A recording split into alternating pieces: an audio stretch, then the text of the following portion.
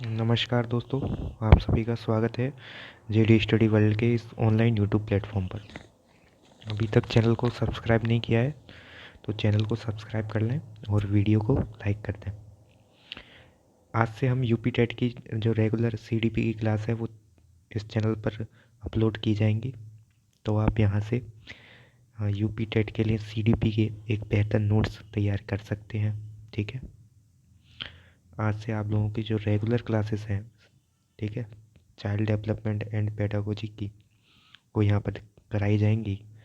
और मैं ये दावे के संग कह सकता हूँ कि जो सीडीपी में आपके जो 30 नंबर के क्वेश्चन आएंगे वो सभी क्वेश्चन हमारे नोट्सों में से आने वाले हैं। और इससे पहले भी जो सीटेट का एग्ज़ाम हुआ था उसमें एक वीडियो में से, ठीक है, एक वीडियो में से लगभग 20 से 25 क्वेश्चन आए थे। वो वीडियो आप जाकर देख सकते हैं और अपने क्वेश्चन मिला सकते हैं। वो सारे क्वेश्चन वहीं से आए थे। तो अभी भी मौका है, सीटेट गया तो गया, आप यूपी टेट में एक बेहतर तैयारी कर सकते हैं हमारे साथ जुड़कर। और इसका कोई भी चार्ज नहीं लग रहा आपसे, ठीक है। और कोचिंग वाले आपसे 399 रुपये या फिर 450 रुपये चार्ज करते होंगे, पर यहाँ पर आपको कंप्लीट जो नोट्स है और कंप्लीट जो थ्योरी है वो आपको यहाँ पर फ्री में करवाई जाएगी। तो अभी तक एक छोटा सा सब्सक्राइब नहीं किया हो तो चैनल को सब्सक्राइब कर लें, ठीक है। तो आज से हम जो टॉपिक्स यूपी टेट के लिए शुरू करने जा रहे हैं, ठीक है, यूपी टेट के लिए हम टॉपिक शुरू करने जा रहे हैं।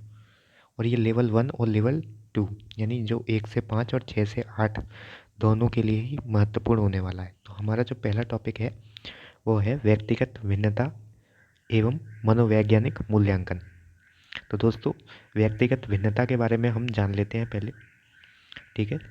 तो आधुनिक मनोविज्ञान में गाल्टन के समय से ही व्यक्तिगत भिन्नताओं का अध्ययन मुख्य क्षेत्र रहा है। तो गाल्टन का संबंध किससे है? तो व्यक्तिगत भिन्नताओं से है। तो ये बात आपको याद रखनी है। हर व्यक्ति के सोचने, तो जो हर व्यक्ति सोचता है, सीखने, हर व्यक्ति के जो सीखने का तरीका होता है और कार्य करने के ढंग में अंतर होता है। तो इससे इस तरह से समझ सकते हैं कि जैसे आप हैं, ठीक है, और आपका एक भाई है या बहन है, तो ये आपको किसी अलग तरह से सीखना पसंद करते होंगे और आपकी जो बहन भाई है वो किसी अन्य तरीके से सीखना पसंद करते होंगे। जैसे कुछ लोगों को सुन के बेहतर तरीके से याद हो जाता है और कुछ लोगों को पढ़कर उसी चीज़ को याद करते हैं। कई बार आपने नोटिस किया होगा कि कई लोग जो है वो चुपचाप बैठकर पढ़ना पसंद करते हैं, जबकि कुछ लोग जो हैं वो बोल बोल के पढ़ना पसंद करते हैं। तो इस तरह से हर व्यक्ति का जो है अपने आप में अनोखा होता है और वो अलग तरीके से, अलग ढंग से सीखता है। तो यहाँ पर वही उसी का जो गुण है उसको हम व्यक्तिगत भिन्नता कहते हैं, ठीक है। और इससे जो संबंधित था ना, वो गाल्टन था। गाल्टन के समय से ही हम लोग क्या कर रहे हैं, व्यक्तिगत भिन्नताओं का मुख्य अध्ययन का क्षेत्र रहा है। तो अगला देखते हैं मनोवैज्ञानिक गुण।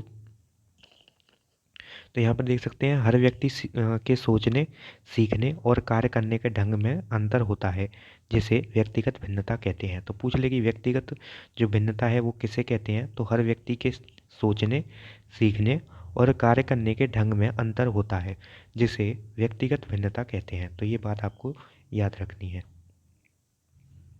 अगला है मनोवैज्ञानिक गुण, जैसे बुद्धि, ठीक है, इंटेलिजेंस, अभिरुचि, अधि अभिक्षमता, व्यक्तित्व और मूल्य इसके अंतर्गत शामिल किए जाता है। तो जो व्यक्तिगत भिन्नता होती है उसके अंतर्गत कौन से जो गुण होते हैं उन्हें शामिल करते हैं, तो इनके अंदर आती है जो बुद्धि होती है वो आती है, अब जो अभिरुचि होती है, इंटरेस्ट होता है वो आता है, अभिक्षमता एप्टीट्यूड होता है वो आता है, व्यक्तिगत व्यक्तित्व होता है, जो पर्सनैलिटी होती है वो आती है, मूल्य होते हैं वो आते हैं। तो ये बात आपको याद रखनी है।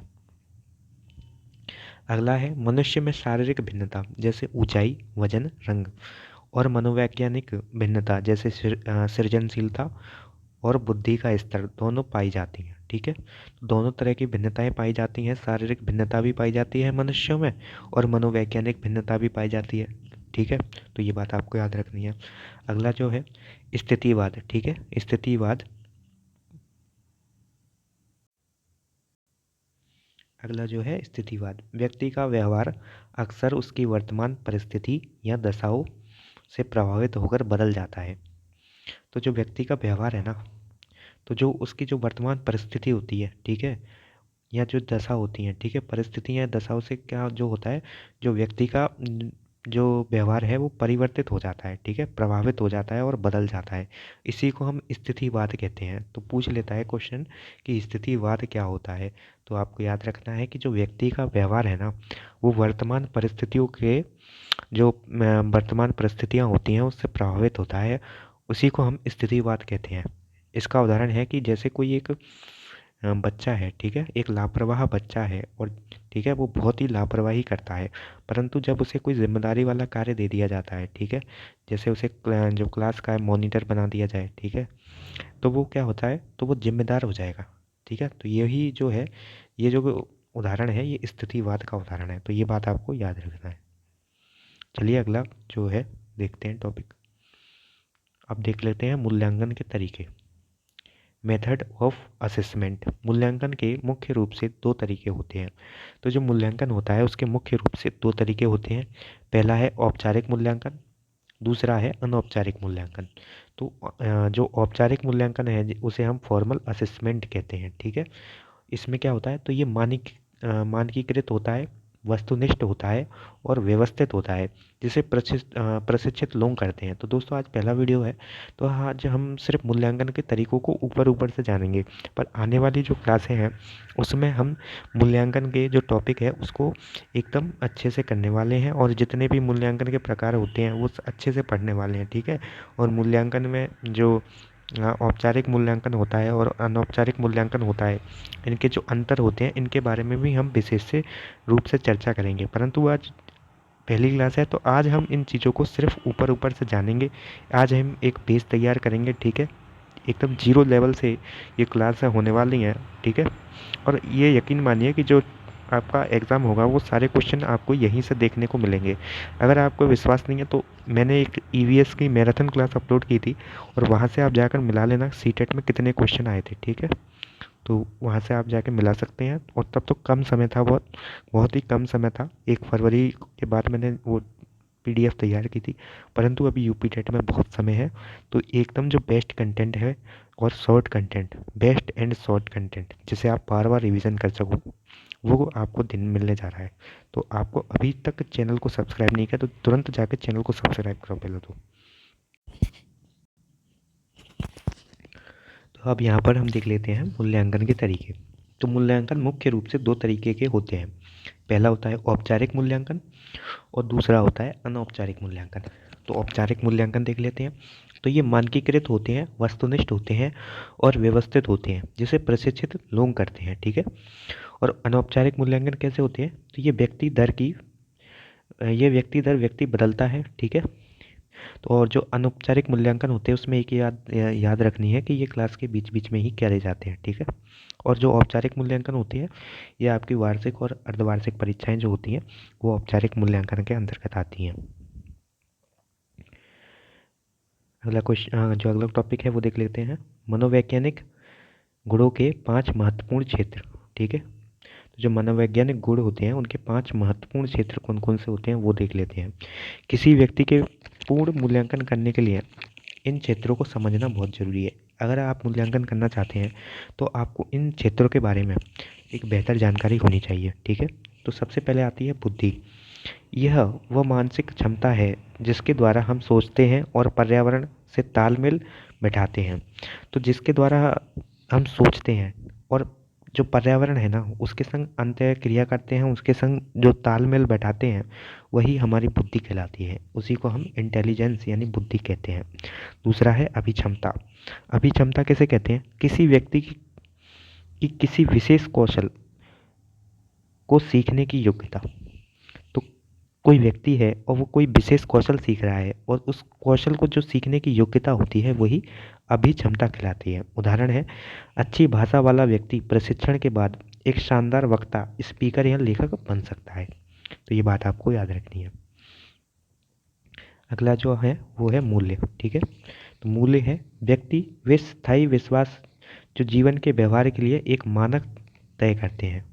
तो व्यक्ति के वो स्थायी विश्वास जो जीवन के लिए जो जीवन के व्यवहार के लिए एक मानक तय करते हैं वो क्या कहलाते हैं, मूल्य कहलाते हैं। तो यह आपको याद रखना है कि व्यक्ति के वो स्थायी विश्वास जो जीवन के व्यवहार के लिए एक मानक तैयार करते हैं या तय करते हैं वो क्या कहलाते हैं, तो मूल्य कहलाते हैं।